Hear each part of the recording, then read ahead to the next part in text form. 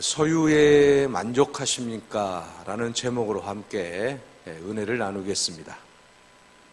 여러분 인생을 살면서 또는 우리가 신앙생활을 하면서 얼마만큼 만족이 있습니까? 여러분 우리가 세상에서 만족을 느낀다라고 하는 게 쉬운 일이 아니다라고 하는 것이죠. 이 정도면 됐어. 이 정도면 괜찮아. 이렇게 우리가 말할 수 있어야 되는데 그렇지 못하다라고 하는 것입니다. 세상에 많은 사람들이 왜 만족을 누릴 수가 없을까요? 그 이유는 소유의 많음의 만족감을 누리려고 하기 때문이다라는 것입니다. 내가 무엇인가를 가지고 있어야 되고 내가 무엇인가를 얻어야 되고 또 내가 무엇인가 남보다 더 많은 것을 가지고 있어야만이 내가 만족감을 느끼기 때문이라고 하는 것입니다. 물질도 여러분 마찬가지잖아요. 다른 사람보다는 내가 조금 더 많이 있어야 만족감이 있는 것 아니겠습니까? 똑같으면 별로라고 하는 거죠. 명예도 마찬가지입니다. 다른 사람보다도 더 높은 명예를 갖고 싶어 하는 것 아니겠습니까? 권력도 마찬가지이고요. 자, 이처럼 세상의 모든 사람들은 또 우리가 추구하는 삶을 바라보게 되면 어떤 면에서든지 우리가 무언가를 다른 사람보다는 더 많이, 더 높이, 더 좋은 것을 가지고 있어야만이 만족을 느끼고 또 거기에서 행복을 찾으려고 한다라는 것입니다. 자, 여러분, 우리는 이러한 소유의 만족을 느끼려고 하는 것, 소유의 행복이 있다라고 하는 것, 이것은 절대 진리가 아니라고 하는 것입니다. 현대 수많은 사람들은 많은 것을 가져야만 행복하다라고, 내가 소유해야만이 행복하다라고 생각하지만 그러나 그 가치관은 잘못되었다라는 것입니다. 이런 인생이 있었습니다. 그는 어릴 때 당대 최고의 철학 교수에게 개인 교습을 받았습니다. 그래서 노래와 시에 능통했습니다. 복도 길이만 1km가 넘는 궁전에서 살았습니다. 집안의 모든 벽은 상아와 자개로 장식이 되어 있었습니다. 그가 타는 말은 은장식이 달린 신발을 신겼습니다. 그가 예출할 때는 1,000명의 군사들과 마차의 행렬이 그를 수행했습니다. 그가 낚시를 할 때에는 금으로 만든 바늘을 사용했다고 합니다. 대단하지 않습니까? 그가 많은 옷을 갖고 있어서 한 번 입은 옷은 절대로 입지 않고 버렸다라고 합니다. 그는 최고의 부귀영화를 누렸습니다. 당대 최고의 나라에서 수많은 나라들이 조공을 바치며 굽실거리는 그러한 자리에 앉아 있었습니다. 부와 명예와 권력과 모든 것을 다 움켜쥐었습니다. 그의 이름은 로마의 네로입니다. 여러분, 네로 하면 떠오르는 게 뭐가 있습니까? 네로가 과연 행복했을까요? 자기가 가지고 있는 그 모든 것들로 인해서 행복을 누렸을까요? 그렇지 못했다라고 하는 것입니다.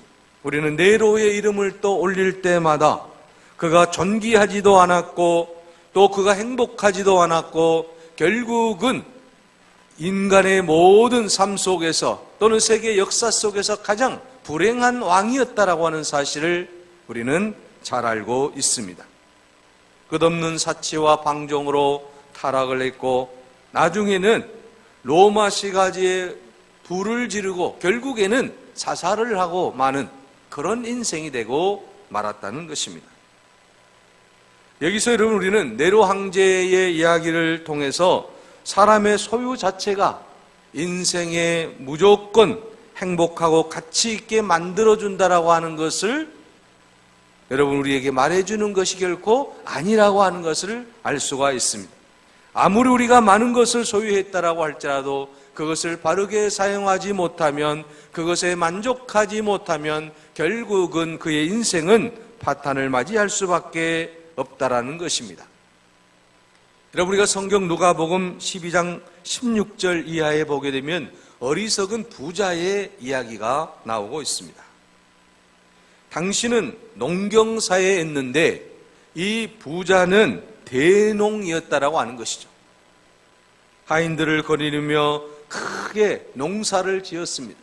그래서 가을이 되면, 이만쯤 때가 되게 되면 소출이 많아서 창고가 좁아서 수확한 것을 다 거둬들일 수 없어서 고민하는 사람이었어요. 얼마나 행복했겠어요. 여러분, 농사를 지었는데 창고가 부족해서 더 창고를 지어야만이 가을에 거둔 곡식들을 집어넣을 수 있다. 여러분, 그런 축복을 받는다고 한다면 참으로 행복한 인생 아니겠습니까? 그래서 그는 창고를 더 짓기로 마음을 먹습니다. 그래서 창고를 많이 지어서 지금까지 쌓아올린 그 모든 곡식들을 보면서 그가 기뻐하고 있었다라고 하는 것입니다. 그러면서 여러분, 누가복음 12장 19절에 보면 스스로 만족하는 것을 볼 수가 있습니다. 내 영혼아, 여러 해 쓸 물건을 많이 쌓아두었으니 이제는 평안히 쉬고 먹고 마시고 즐거워하자. 내가 이렇게 많은 소유를 가졌으니 이제는 먹고 마시고 놀고 그렇게 인생을 한번 살아보자. 여러분, 소유가 많아졌으니 이제는 염려할 것 없고 마음껏 먹고 놀고 즐기자라고 하는 것입니다. 세상 말로 하면 여러분, 팔자가 가장 좋은 사람 아니겠습니까? 창고에 먹을 것이 가득 쌓여 있기 때문에 얼마든지 여러분 화폐로 전환할 수도 있고, 또한 얼마든지 세상에서 떵떵거리며 살 수 있는 모든 부를 갖추고 있다라고 하는 것입니다. 자, 여러분, 이 부자는 모든 사람들의 선망의 대상이 되었을 것입니다. 나도 저런 사람이 되었으면 하는 그런 바람이 있었을 것입니다. 자, 그러나 여러분, 세상 사람들은 돈 많은 사람이 선망의 대상이었지만 하나님의 판단은 달랐다라고 하는 거예요. 여러분, 누가복음 12장 20절에서 21절에 보면 하나님이 부자에게 이르시되 어리석은 자여, 오늘 밤에 내 영혼을 도로 찾으려니 내 애비한 것이 네 것이 되겠느냐. 자, 여러분, 지금 하나님의 판단은 달랐습니다. 어리석은 부자는 창고에 가득가득 쌓아놓은 그 모든 곡식들을 바라보면서 기뻐하고 즐거워하고 이제 이후로의 모든 삶은 참으로 가장 멋진 삶을 한번 살아보겠다라고 하는 그런 가치관을 가지고 있는 이 부자를 향해서, 또 세상 사람들도 이 부자를 다 부러워하고 있는 상황 속에서 하나님만은 그를 보며 지금 뭐라고 말씀하고 있습니까? 어리석은 자라고 말하고 있습니다. 오늘 밤에 내 영혼을 도로 찾으리니, 그러면 지금까지 내가 쌓아두었던 그 모든 부와 명예와 권세와 재물, 모든 것들이 과연 네 것이 되겠느냐? 단 하나도 가지고 갈 수 없는 인생길이기 때문에 아무것도 아니라고 하는 것이죠. 왜 그것 가지고 지금 큰 소리 치냐라고 지금 말하고 있는 것 아니겠습니까? 여러분, 오늘 우리가 이 세상에서 어리석은 부자처럼 사는 사람들이 얼마나 많이 있는지 모릅니다. 내가 지금까지 열심히 노력을 했고 열심히 땀을 흘려서 모아놓았으니 이제는 내가 내 마음껏 쓰고 이제는 내 마음껏 살아야 되겠다라고 하는 이런 사람들에게 하나님께서는 어리석은 자라고 말씀하고 있습니다. 사랑하는 성도 여러분, 적어도 하나님을 믿는 오늘 우리 모든 그리스도인들은 내 것 갖고 내가 쓰는데 무슨 상관이 있느냐라고 말하지 말자라고 하는 것입니다. 내 것이 아니라 이것은 하나님의 것이라고 하는 하나님 중심의 가치관을 가지고 살자라고 하는 것이죠. 지금까지 내가 가지고 있는 그 모든 부와 명예와 권세와 건강 다 하나님이 주신 것이고 하나님이 언제 가져갈지 모른다라고 하는 것입니다. 그러므로 오늘 우리는 소유지향적 가치관에 물들지 말고 존재지향적 가치관에 살아야 된다라고 하는 것이죠. 내가 존재하는 것으로 하나님 앞에 감사해야지 내가 소유하는 것으로 감사하면 문제가 발생한다라고 하는 거죠. 없으면 그러면 감사할 수 없다라고 하는 것 아니겠습니까? 인생에서 중요한 것은 소유 자체가 아니라 하나님을 향한 참 신앙이다라고 하는 것입니다. 거기에 평안과 거기에 진정한 만족이 있다라고 하는 것입니다. 내가 많아도 만족하고 적어도 만족하고 내게 있는 것으로 만족할 수 있는 신앙의 삶이 필요하다라고 하는 것입니다. 그래서 여러분 오늘 본문의 사도 바울이 믿음의 아들 디모데에게 보낸 서신의 마지막 결론 부분이 오늘 본문의 말씀이에요.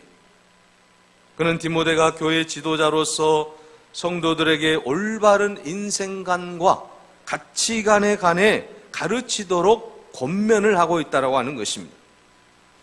여러분 사도 바울이 에베소에서 3년간을 목회를 해야 했는데요. 그 에베소 지역에 대해서 그래서 3년 동안 있었기 때문에 잘 알고 있었다고 하는 거죠.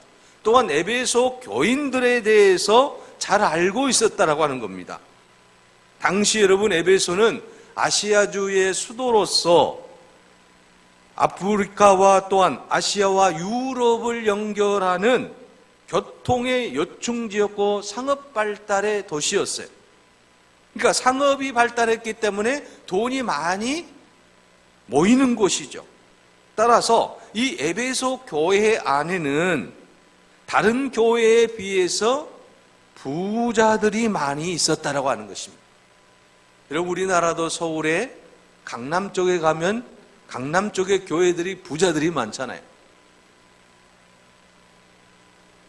자, 문제는 그런데 여러분 이 부자가 많은 에베소 교회에 부자들이 많아지면서 부유해지면서 교만해지기 시작했다라고 하는 것이죠.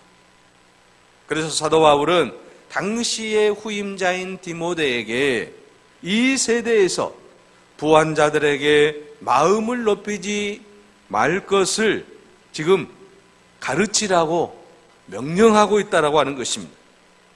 여러분 여기서 마음을 높인다라고 하는 것은 교만하고 또는 자랑한다는 뜻입니다. 그래서 사도 바울은 디모데를 통해서 지금 에베소 교회에 이런 문제점들이 많이 있는데 이런 모든 문제점들을 잘 해결할 수 있기를 바란다라고 하는 것입니다. 자, 여러분 오늘 우리는 본문의 말씀을 통해서 분명하게 이제 깨달아야 될 것이 있습니다.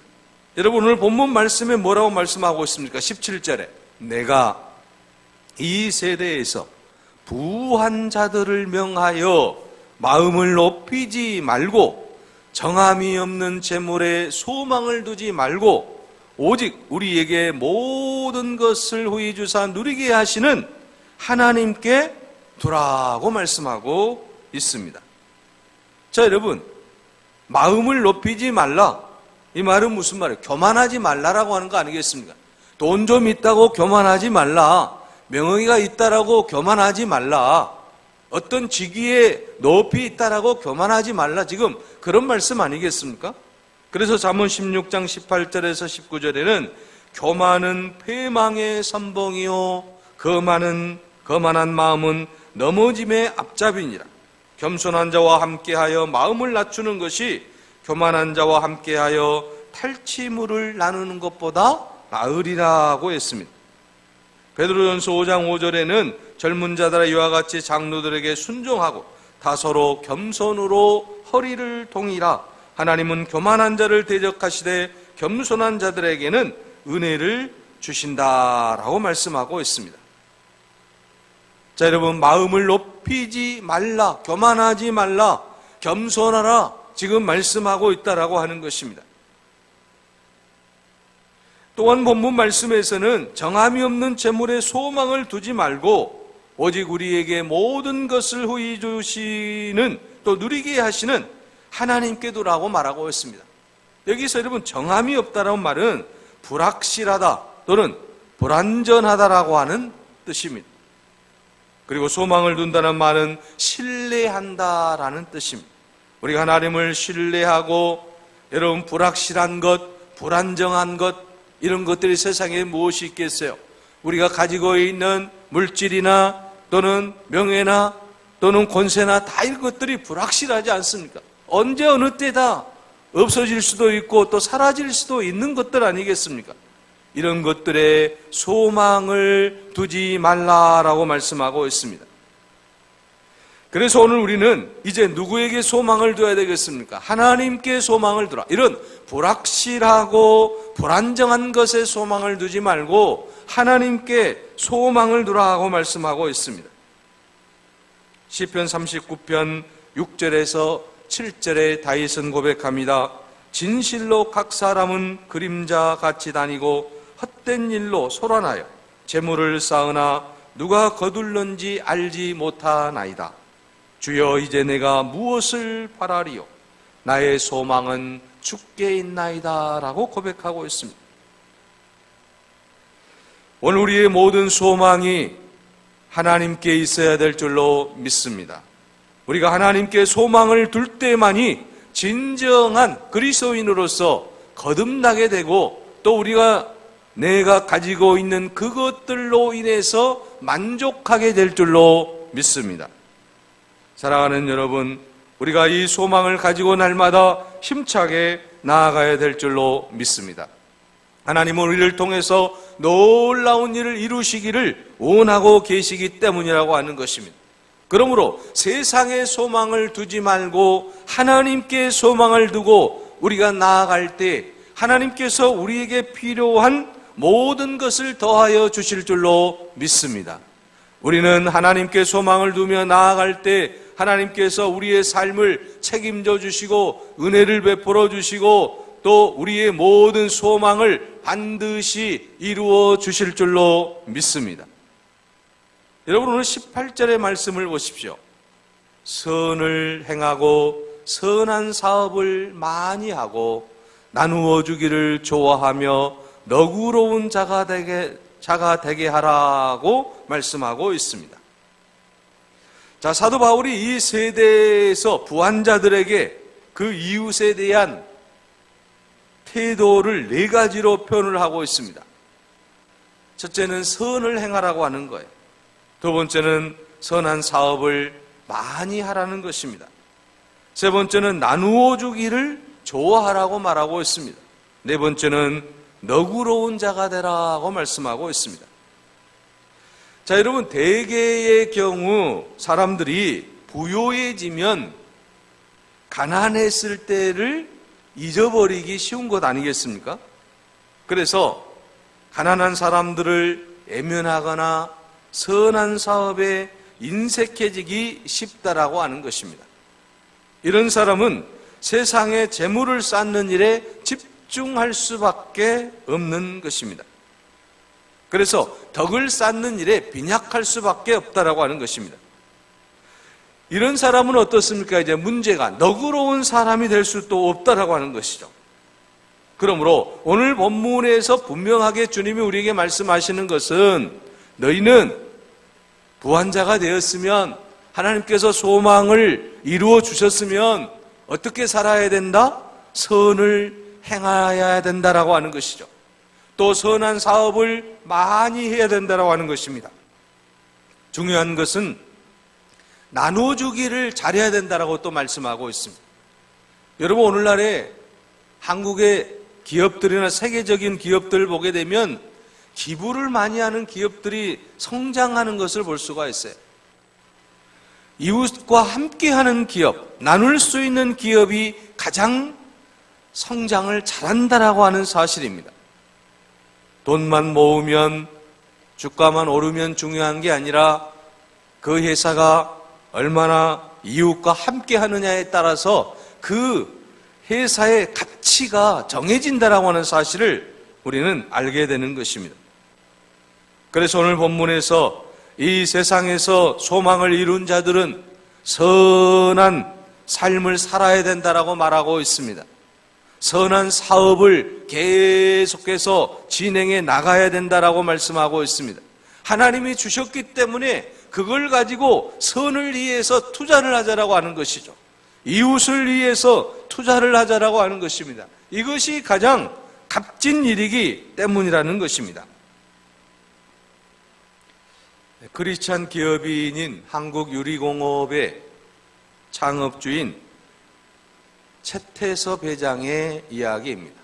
이분은 장로님이신데 1945년 해방 당시에 그는 만주에서 공장을 운영하고 있었습니다. 그런데 그 지역에 공산당이 이제 들어와서 기업체 사장들과 또 부자들을 운동장에 모아놓고 인민재판을 하는 거예요. 당시에 돈이 좀 있는 사람이나 또는 지식이 있는 사람이나 이런 사람들을 부르조아 계급이라 해서 공산당들이 다 처단을 해버렸지 않습니까? 그래서 이 최태섭 회장도 이제는 죽었구나라고 생각하고 있었다라고 합니다. 그런데 공산당원 한 사람이 최태섭 이 회장을 가리키면서 이 사람은 어떤 사람이냐? 인민재판을 해야 되니까. 그랬더니 앞에 앉아있던 한 중국 공산당원 한 사람이 이 사람은 참 좋은 사람입니다. 우리가 굶주릴 때 먹을 것을 주고 우리가 힘들어할 때에 늘 돌봐주었던 사람입니다. 그러니까 또 거기 옆에 있던 사람도 또 덩달아서 저분은 참 좋은 분입니다. 자기가 가지고 있는 것을 늘 나누려고 하는 마음을 가졌습니다. 그래서 결국은 이 최태섭 회장이 인민재판에서 살아남게 되고 그리고 이제 다시 힘을 얻어서 남한으로 넘어오게 되죠. 그리고 이 한국유리공업을 창업을 해서 세계적인 기업으로 만들었다라고 하는 것입니다. 그는 사업을 하면서 그가 남긴 유명한 말이 있습니다. 경영자는 하나님이 주신 것을 관리하는 청지기라는 청지기 경영론을 근거로 해서 사업의 목적을 성공에 두지 않고 힘이 미치는 대로 사원들을 도와주며 그들을 행복하고 인간답게 살게 해주는 것을 첫 번째 목적으로 삼았다고 합니다. 하나님이 주신 것을 관리하는 청지기 정신으로 그가 회사를 운영하였기에 오늘날에도 수많은 사람들이 존경하는 기업가로 남아있게 되었다라고 하는 사실입니다. 자, 여러분, 하나님의 은혜를 주셔서 우리가 원하는 소망을 이루었을 때 우리가 해야 될 일이 무엇이겠습니까? 오늘 본문의 말씀처럼 선을 행하고 선한 사업을 많이 하고 나눠주기를 좋아하고 또 너그러운 자가 되어야 된다고 하는 것입니다. 자, 이렇게 우리가 살게 되면 18절에 뭐라고 말씀하고 있습니까? 이것이 장래의 자기를 위하여 좋은 터를 쌓아서 참된 생명을 취하는 것이니라고 말씀하고 있습니다. 하나님의 은혜 가운데서 여러분 하나님의 영광을 드러내고 또한 부끄러운 구원이 아닌 참으로 하나님이 기뻐하는 구원받은 하나님의 사람으로 살아간다라고 하는 사실을 분명하게 말씀하고 있습니다. 그러므로 사랑하는 여러분, 오늘 우리는 이제 어떻게 이 땅 위에서 하나님의 영광을 돌리며 살아야 되겠습니까? 에베소서 2장 10절에 말씀합니다. 우리는 그가 만드신 바라 예수 그리스도 안에서 선한 일을 위하여 지으심을 받은 자니 이 일은 하나님이 전에 예비하사 우리로 그 가운데서 행하게 하려 하심이라고 말씀하고 있습니다. 하나님께서는 오늘 우리를 선한 일을 위하여 지어주셨다라고 하는 것입니다. 선한 일을 하기 위하여 오늘 이 땅에 우리를 보내주셨다라고 하는 것입니다. 그렇다고 한다면 이제 우리는 하나님이 기뻐하는 삶을 위해서 소유에 만족하지 마시고 지금 내게 있는 것으로 기뻐하고 지금 내가 있는 그것으로 만족하고 그리고 날마다 하나님이 우리에게 주실 것을 기뻐하면서 힘차게 나아갈 수 있기를 바랍니다. 하나님이 주신 내게 있는 것으로 여러분 선을 행하고 선한 사업을 하고 나눠주기를 좋아하는 그런 아름다운 인생이 되시기를 바랍니다. 이제 우리는 하나님께 모든 소망을 두고 하나님의 은혜 가운데서 소유의 만족함을 느끼고 날마다 모든 사람들에게 기쁨을 주고 우리가 가진 것으로 인해서 교만하지 아니하고 겸손한 그리스도인으로서 하나님께 영광을 돌리고 이웃에게 기쁨이 되는 그런 인생이 되시기를 간절히 바랍니다. 기도하겠습니다. 은혜로우신 아버지 하나님, 우리가 지금까지 가지고 있는 것들로 인해서 아버지여 만족하지 못하고 불평했던 어리석음을 용서하여 주시옵소서. 내게 있는 그것으로 만족함을 누리고 항상 기뻐하고 즐거워하고 감사할 수 있는 인생이 되게 하여 주시옵소서. 소망이 없는 재물의 아버지 하나님, 소망을 두지 말게 하여 주시고 살아계신 소망의 하나님께 소망을 두고 힘차게 나아감으로 우리의 모든 꿈을 이루게 하여 주시옵소서. 아버지 하나님, 우리에게 주신 모든 복을 헤아려 보면서 감사하고 기뻐하고 또 내게 있는 것을 모든 이웃들에게 나누어 줄 수 있는 아름다운 선한 청지기의 사명을 잘 감당하게 하옵소서. 예수 그리스도의 이름으로 기도하옵나이다. 아멘.